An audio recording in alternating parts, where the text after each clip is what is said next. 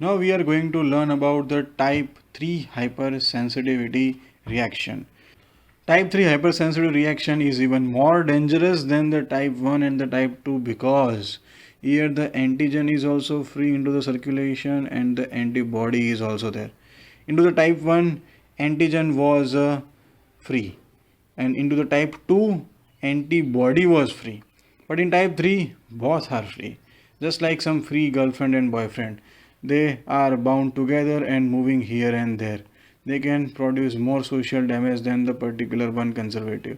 So here what occurs, these antigen antibody are free, they bound with each other and then they roam here and there.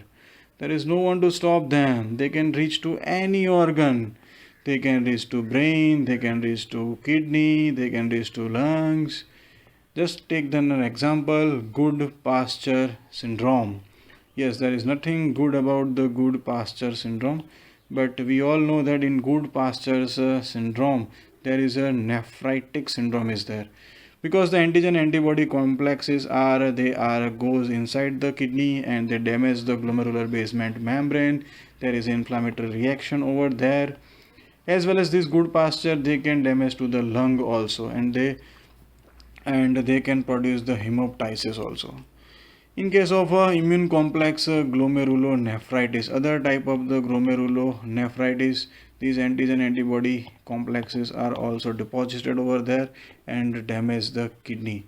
One famous disease, SLE, systemic lupus erythematosus, it is also the type 3 hypersensitivity reaction.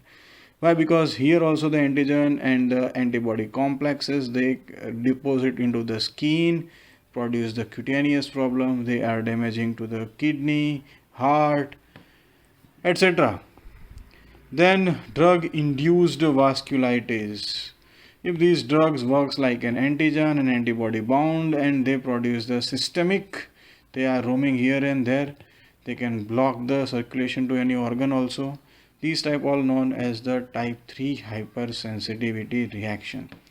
So these type 1, type 2, type 3, they are all antibody mediated hypersensitivity reaction. But the type 4 is different than all the above 3 type hypersensitivity reaction, because this is a cell mediated hypersensitivity reaction. And upper 3 hypersensitive reaction occurs faster than type 4. Just like type 1 occurs in 15 to 30 minutes, type 2 also, this type 3 also occurs just within the 4 to 6 hours, but type 4 hypersensitivity takes more than 24 hours. It's slowly doing hypersensitivity reaction. Which cells play crucial role in case of the type 4 hypersensitivity reaction? Then they are the CD8 T cells. The function of these cells to protect ourselves, but as our own army is damaging our own people, just like in Myanmar recently, the army has killed so many civilians.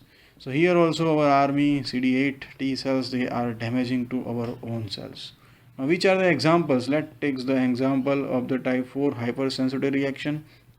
One is the tuberculin test.